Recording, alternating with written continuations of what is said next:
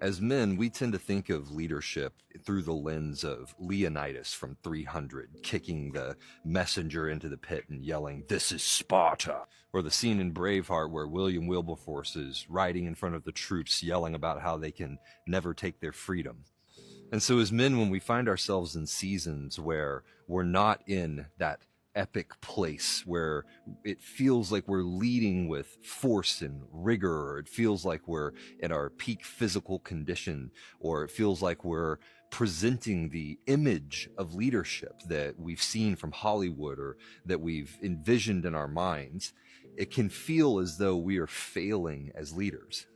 This has been especially true for me in the season that I've been in. Last year, I had to shut my company down, and my wife and I had to switch places. She ended up going back to work. She's a brilliant UI UX designer and just doing an amazing job. But her life now has become focused on work, whereas my life has become very focused on home.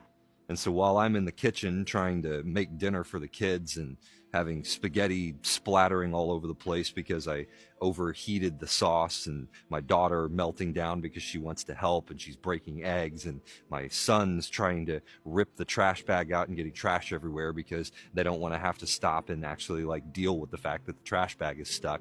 And I'm over here trying to field this whole circus of monkeys, all the while my wife is sitting on the couch doing her work. The type of work I used to do, because I've been a chief marketing officer, I've been a C-level, I've owned a company before, I've been the guy that's leading large groups of people from positions of power. And so having to serve my family from the kitchen and from the laundry room has felt like total failure. It's felt like being reduced from my position of power and prominence to becoming a shadow of my former self.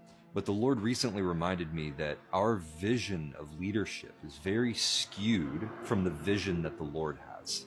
When the other 10 heard about this, they became outraged at Yaakov and Yochanan, but Yeshua called them to him and said to them, "You know that among the Goyim, those who are supposed to rule them become tyrants, and their superiors become dictators. But among you it must not be like that. On the contrary, whoever among you wants to be a leader must be your servant, and whoever wants to be first among you must become everyone's slave. For the Son of Man did not come to be served, but to serve, and to give his life as a ransom for many."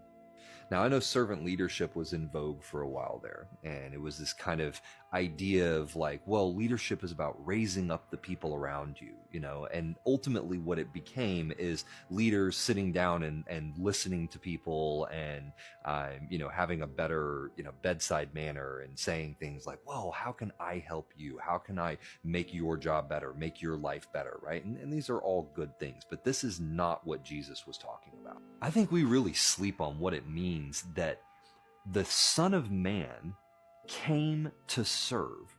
You're talking about Jesus Christ, the King of the universe, the head of heaven's armies, stepped out of heaven, took on flesh, and served the very people that would bring him to his death.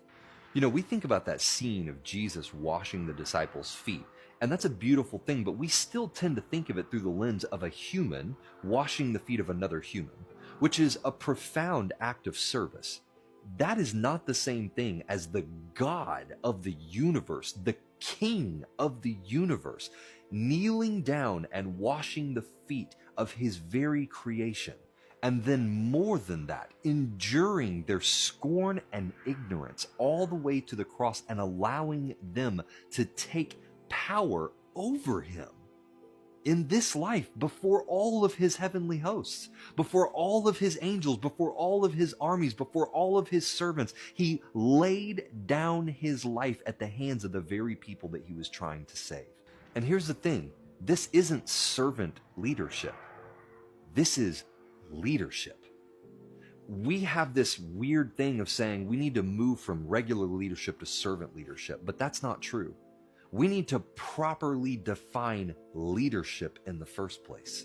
Giving epic speeches, telling everyone what they need to do and where they need to go, getting out in front of everyone, all of these things, these are expressions of leadership, but they are not leadership.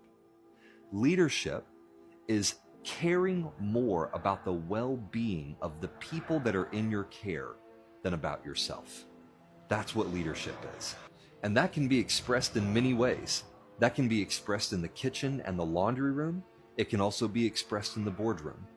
The location and the expression is not what's important. What's important is the orientation of the heart.